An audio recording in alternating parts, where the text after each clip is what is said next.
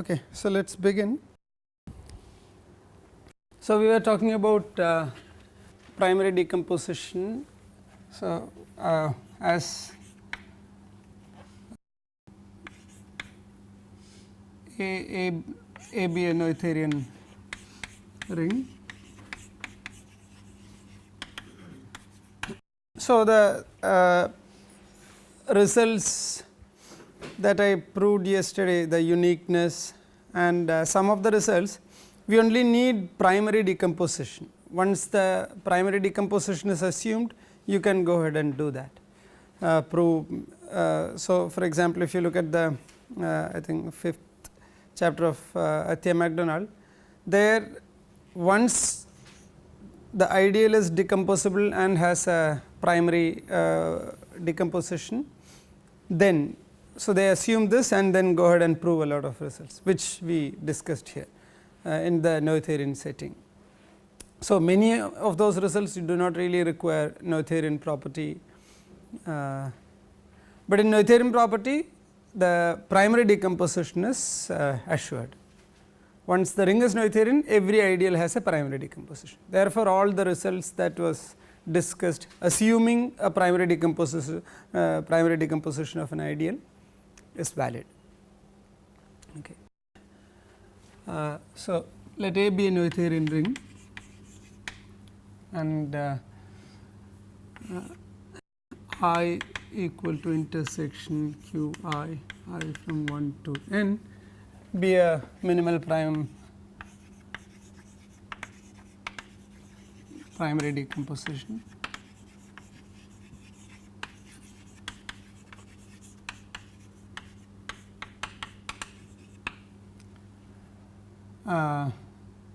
Let P I be the radical of Q I. Suppose S is a multiplicative set.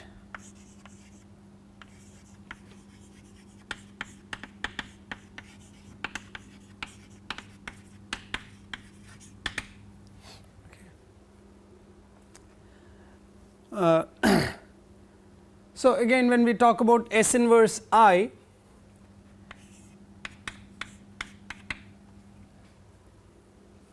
S inverse I we are S inverse I is equal to S inverse intersection Q I. This is finitely many. So, therefore, this is equal to intersection I from 1 to n S inverse Q I. Okay. Now, if S inverse Q if S does not intersect with Q I, this will be a proper ideal, right. Now,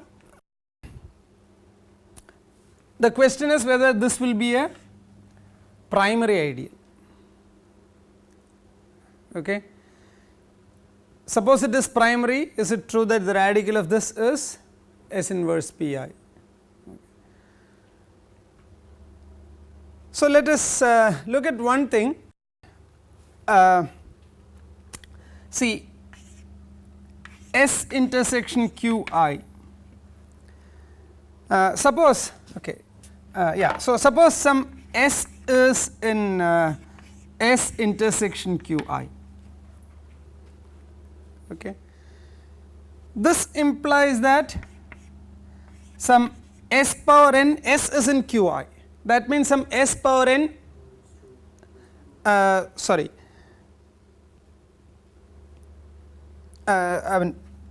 I want to say intersection P I. Suppose S is in S intersection P I, then this implies that some S power n is in Q I, but S power n is certainly there in S as well. So, therefore, S power n is in S intersection Q I. Now, conversely, if there is an element in S intersection Q I, that is naturally there in S intersection P I, because that is Q I is contained in P I. So, this is, so therefore, S intersection Q I is non-empty is equivalent to saying that S intersection Pi is non-empty.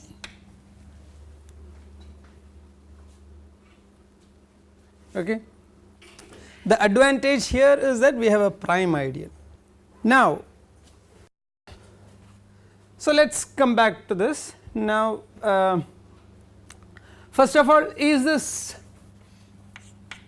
S inverse Qi. So, assume that suppose S intersection Qi is empty.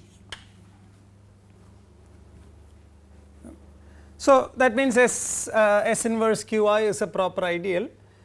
Now, why can we say that is S inverse Qi a primary ideal?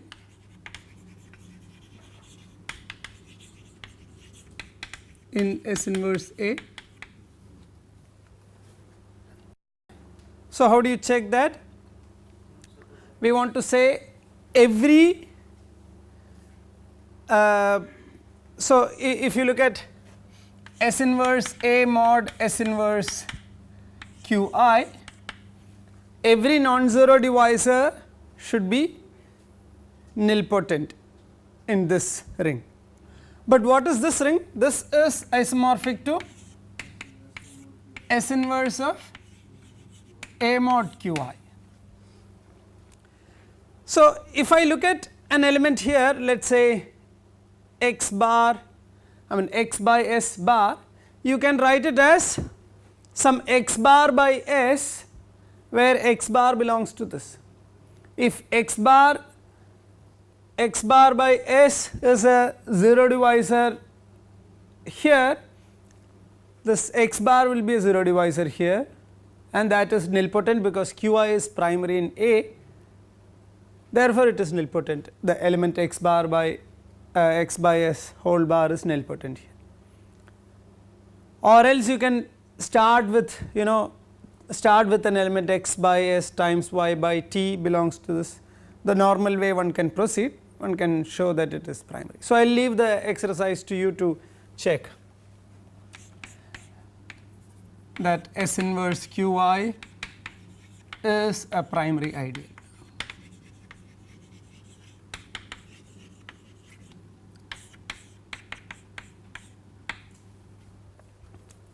Okay. Either way one can conclude this. Now, what is the radical of S inverse Qi?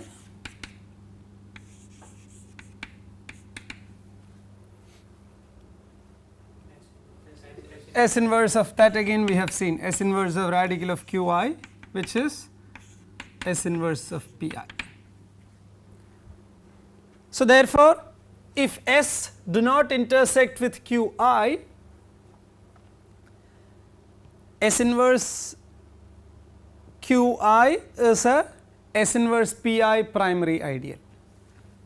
So, what we have proved is that if S intersection Qi is empty, then S inverse Qi is an S inverse Pi primary ideal.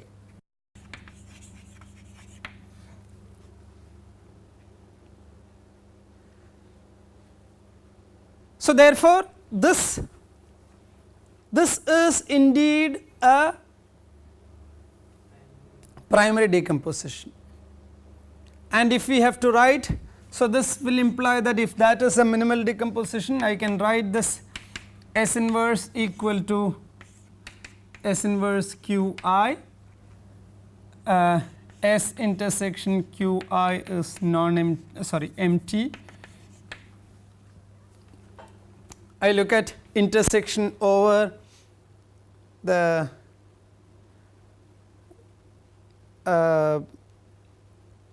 Qi's which are in the complement of S.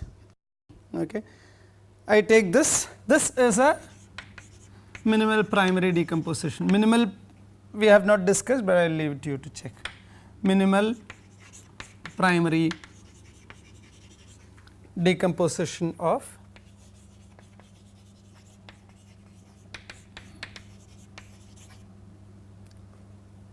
S inverse I. To check minimality, what we need to show is that S inverse Q I do not contain intersection of the rest of them. Okay. That follows from the minimality here. If I am starting with minimal decomposition here, that this will follow. I mean, it is direct verification.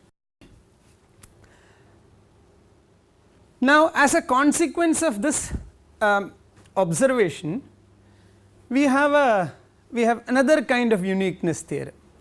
First uniqueness theorem that we proved yesterday said that if I have a primary decomposition of I equal to intersection Q I, then the radical of the primary components is uniquely determined. Okay. Now, so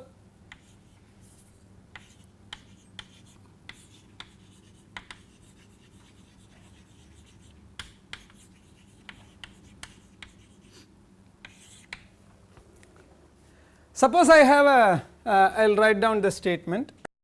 Let I be a primary decomposition, minimal primary decomposition of I.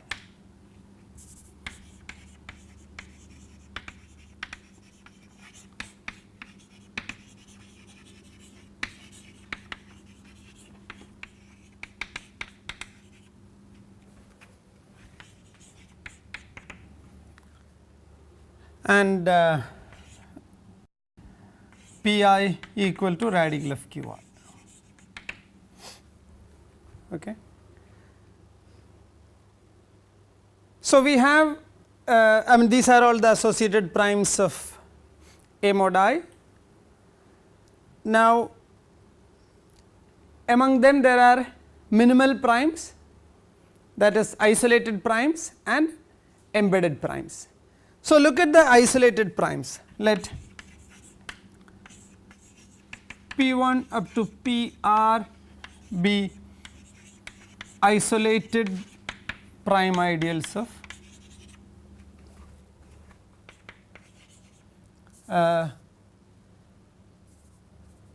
isolated associated primes of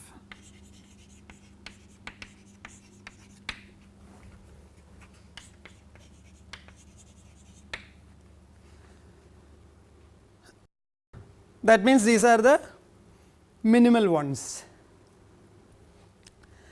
Now, suppose I take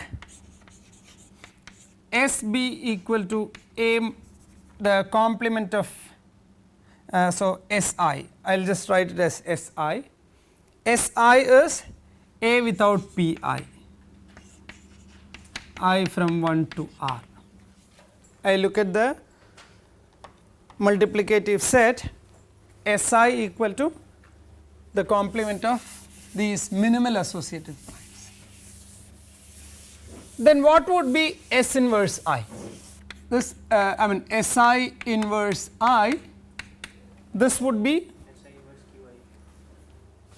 so this is equal to intersection of S I mean intersection of S I, let us write this as Q j. But now this is one of the minimal primes here, and I am taking the complement of this minimal prime. So, this S I will intersect with all other primes,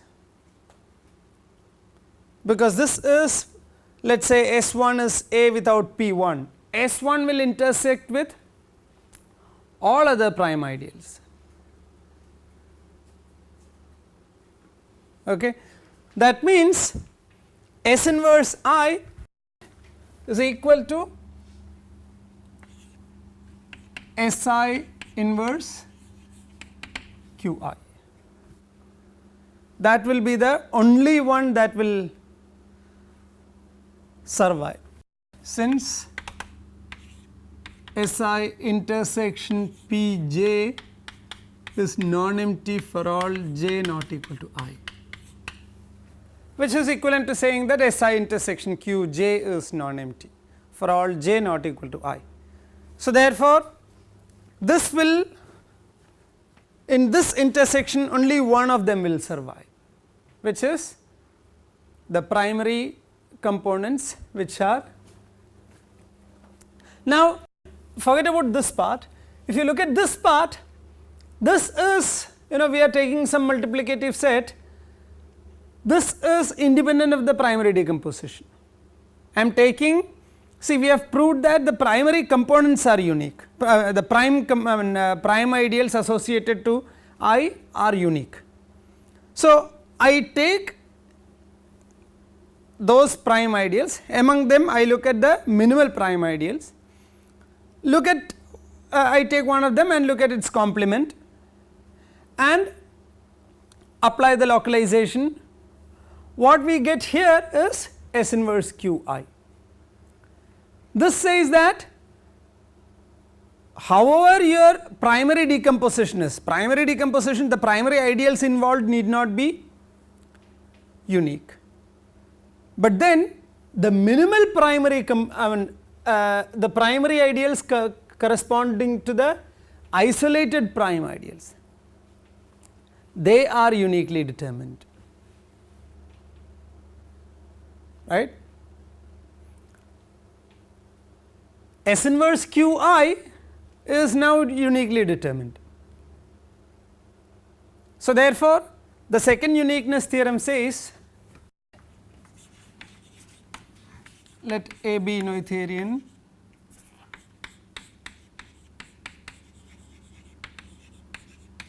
and I be I equal to intersection Q I and be a minimal prime decomposition.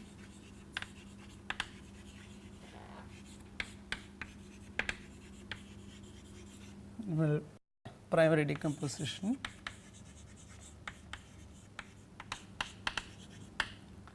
Let Pi be equal to Qi, radical of Qi, and let then the primary components, the primary ideals corresponding to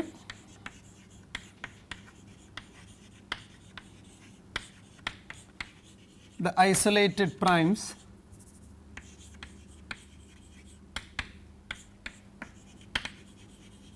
are uniquely determined.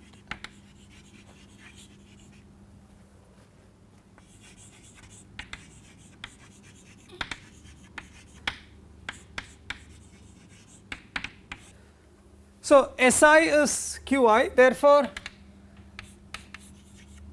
the primary components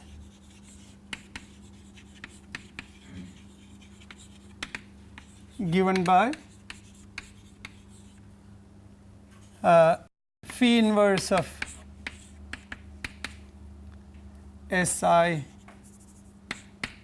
I, where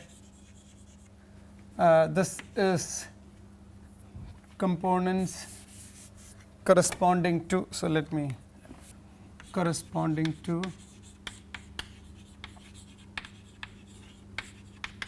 the isolated primes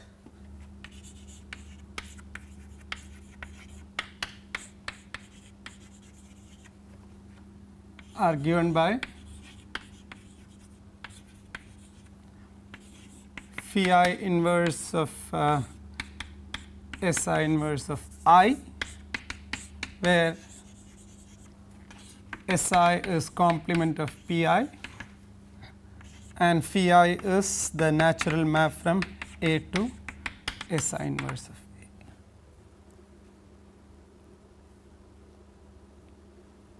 So, this set has nothing to do, we are not talking anything about the primary decomposition of I when we are describing the primary components corresponding to the minimal the minimal associated primes or the isolated components. So primary components of what? Components of S inverse I. Sorry, components of primary components of I.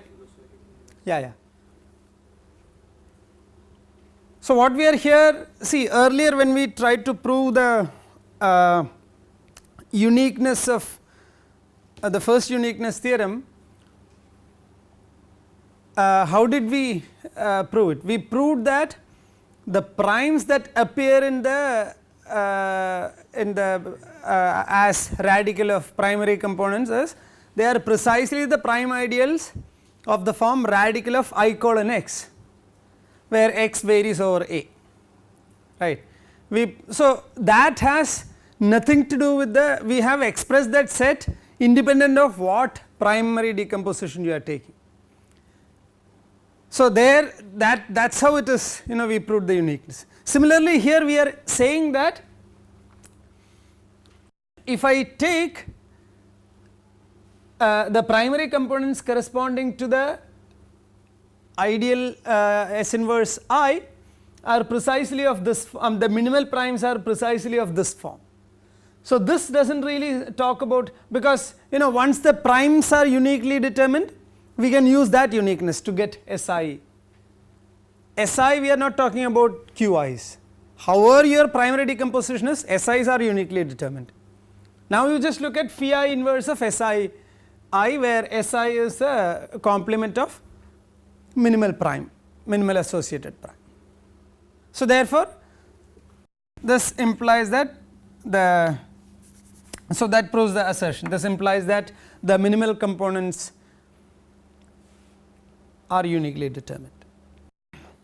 Okay. So this is another uniqueness theorem.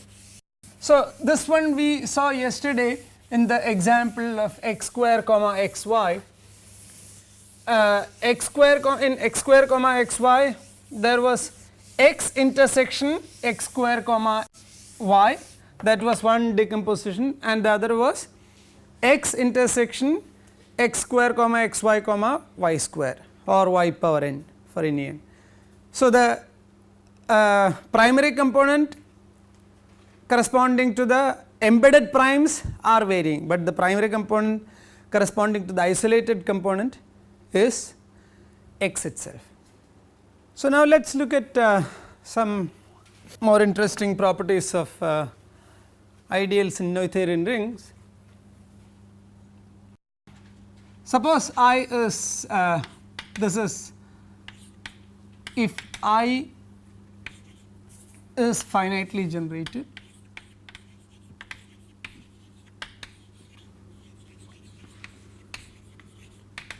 then I contains a power of its radical.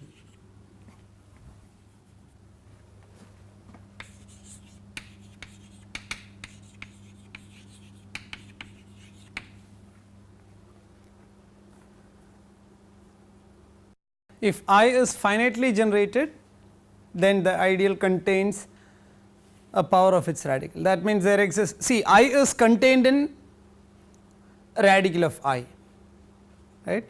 So I have I is contained in radical of I, but what this says is that there exists some m such that this is true.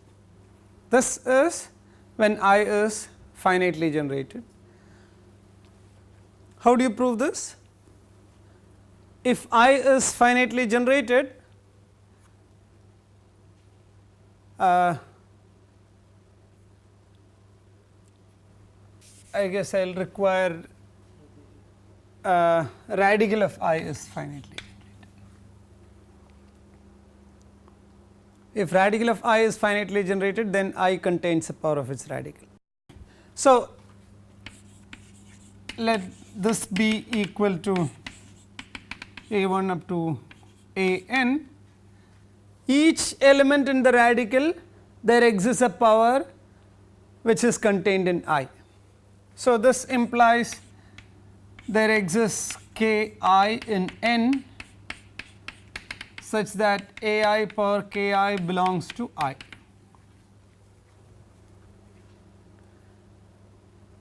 Now, if I take my k to be summation ki I from 1 to n, then radical of I whole power k will be contained in I. Right? How, what is this? See, this will be generated by radical of I is generated by a1 up to a n. So, whole power k will be generated by, this is span of a1 power r1 up to a n power r n, where summation r I is k. Now, k is summation k I. So, therefore, at least one, for at least one I, r I will be bigger than or equal to k I. So, therefore, for each, therefore, this each element will be in I.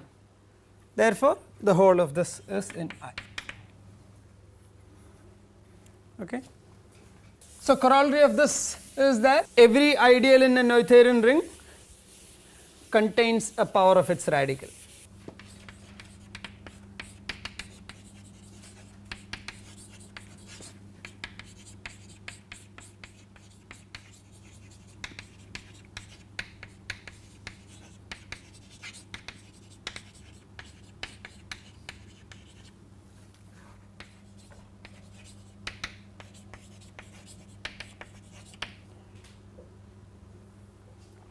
Because in a Noetherian ring every ideal is finitely generated. So, you start with any ideal, its radical is finitely generated, take its radical and take the generators and do this.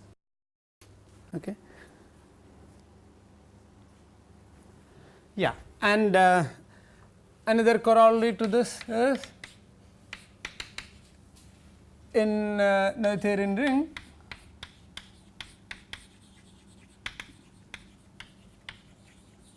nil radical is nilpotent.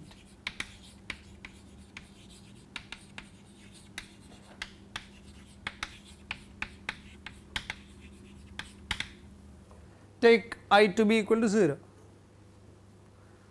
What is nil radical? Collection of all nilpotent elements. That means set of all n such that x power n is 0, which means radical of the nil radical is radical of the 0 ideal. So, therefore, if I take in corollary, in the previous corollary,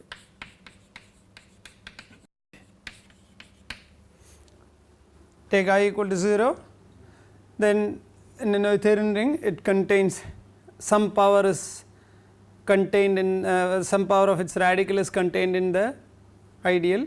Therefore, some radical of I, which is the nil radical whole power something is 0. Okay.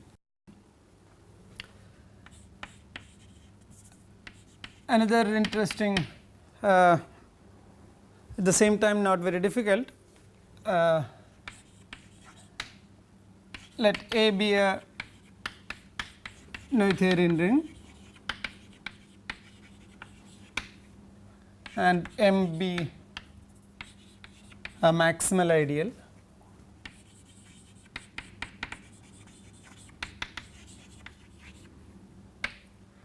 Then for an ideal I, the following are equivalent.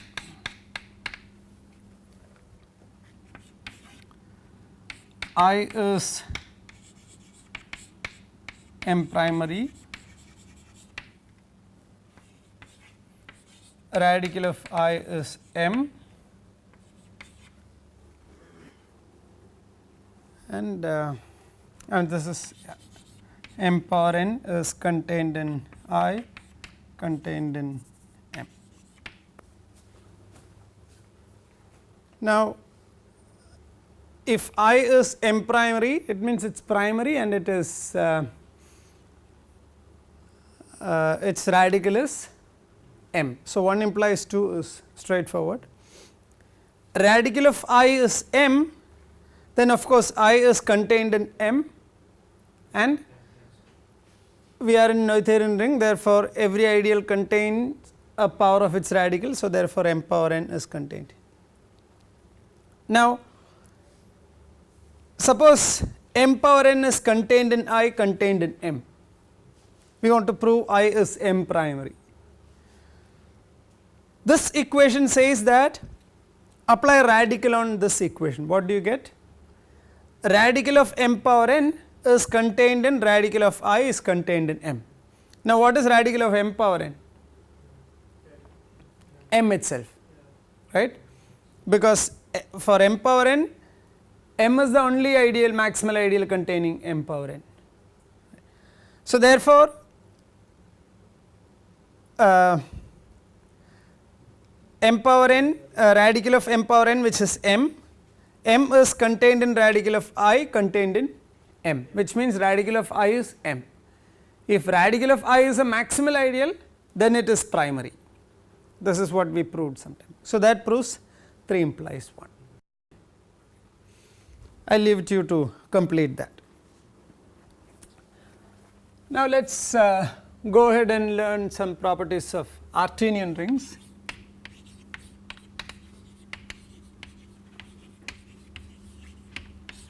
So, let us recall a ring is Artinian if every descending chain of ideals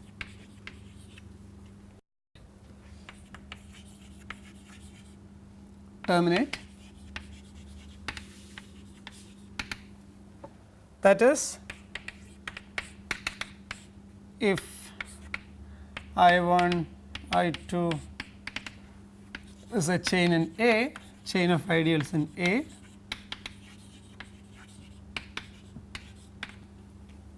then there exists K such that I n is I n plus 1, so on. Okay. One when we talk about Artinian rings, one important property that we proved earlier is that this is recall. Suppose A is a ring such that the 0 ideal is a finite product of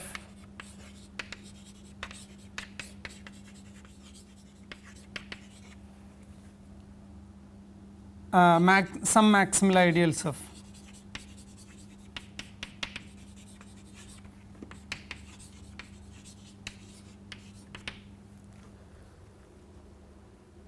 A is a ring whose 0 ideal is a finite product of maximal ideals of A. Then A is Noetherian if and only if it is Artinian.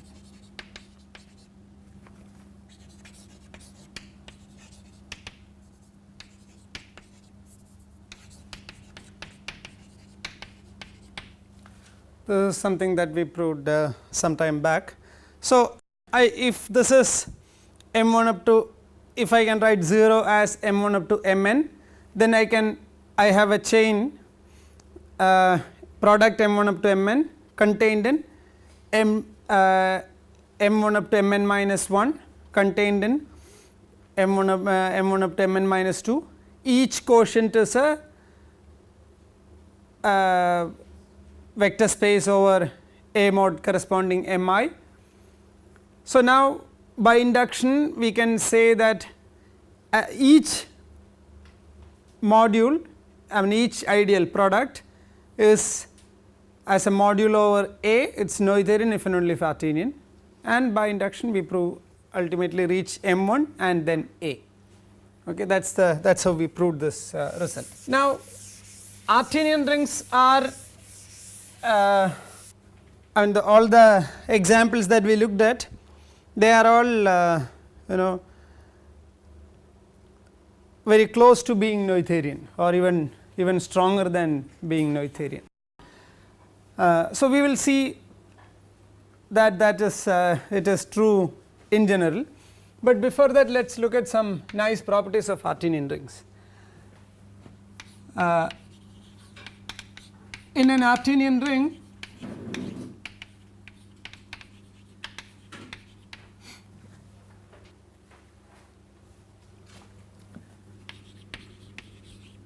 every prime ideal is maximal.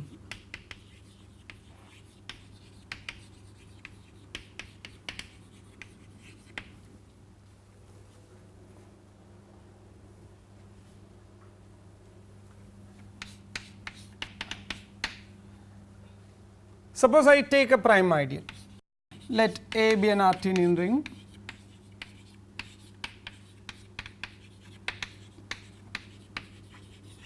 and P be a prime ideal of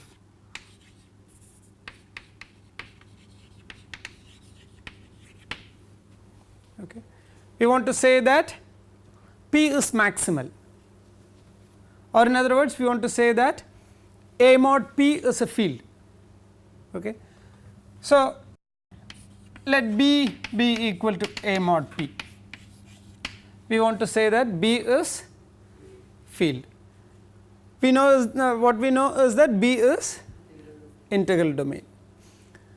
Now, we also know that B is Artinian because A is Artinian and P is an ideal in A, therefore, B is Artinian. So, B is an Artinian integral domain.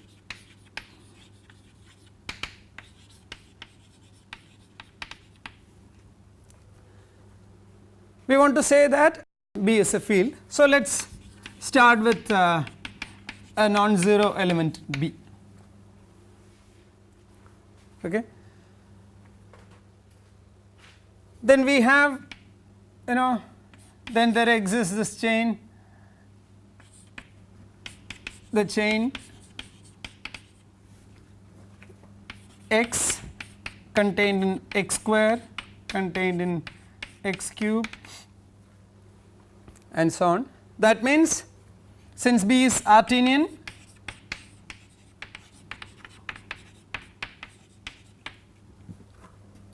there exists some n such that x power n is equal to x power n plus I for all I bigger than 1. So, I can write x power n is contained in the ideal general plus 1, or in other words, so I can write this is equal to r times x power n plus 1 for some r in B. Now, B is an integral domain. So, therefore, I can cancel x power n. That means, since B is an integral domain,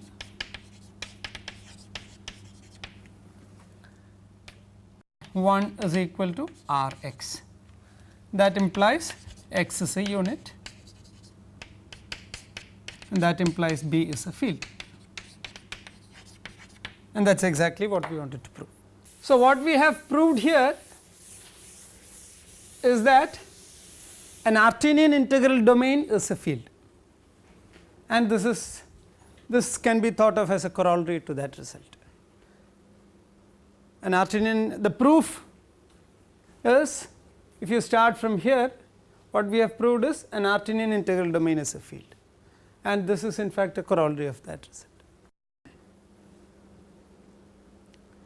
So, in an Artinian ring, there are no non-maximal prime ideals. every prime ideal is maximal. Now, equally interesting property of Artinian ring is that there cannot be too many of them. That is, there exists in an Artinian ring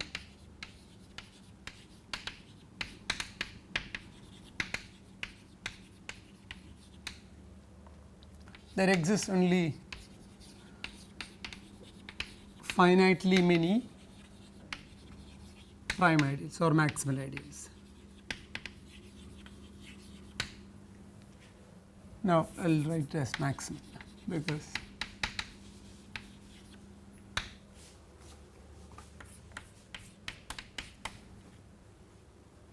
there cannot be too many of them. Okay. For this,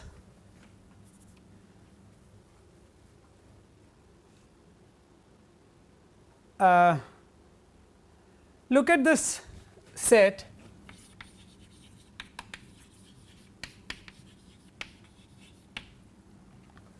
consider the set sigma equal to m1 up to mn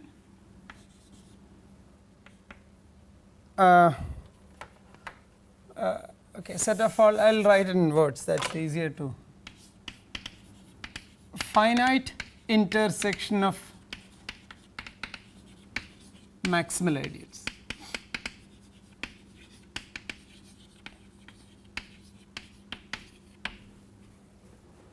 I take some finite maximal ideals, intersect and put them in this. This is certainly a non-empty set. I would assume that it is not a field. I am starting with an arbitrary Artinian ring. So, therefore, every collection of ideals has a minimal element in Artinian ring. In Noetherian ring, any collection of ideals has a maximal element. Here in Artinian ring, any collection has a minimal element.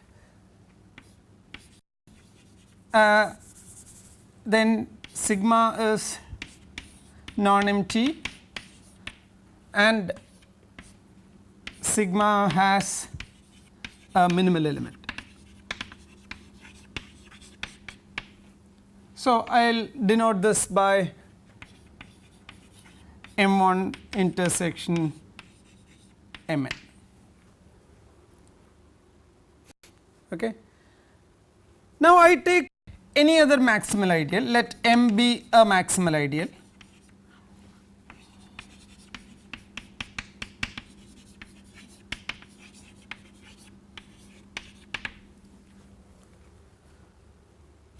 Then this m intersection m1 intersection mn, this is an ideal that is contained in m1 intersection mn.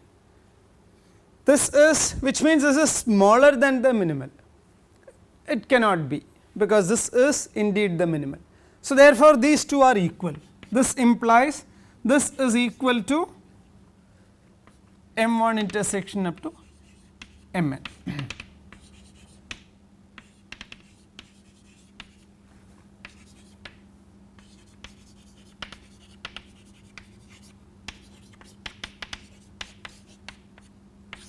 So, this is an element in sigma and this is contained here, but then this is contained in, if there is a comparison between two ideals, then this is contained. So, therefore, these two are equal. That implies that m contains m1 intersection mn. I intersection j is equal to I if and only if j is contained in j contains I. Okay. So, therefore, this m contains m1 intersection mn, but when a prime ideal contains a finite intersection, one of them is contained here. This means that m contains mi for some I. but that means M is equal to M I. So, if M is any maximal ideal of A, it has to be one of them. That means the only maximal ideals here are M1 up to M. Okay.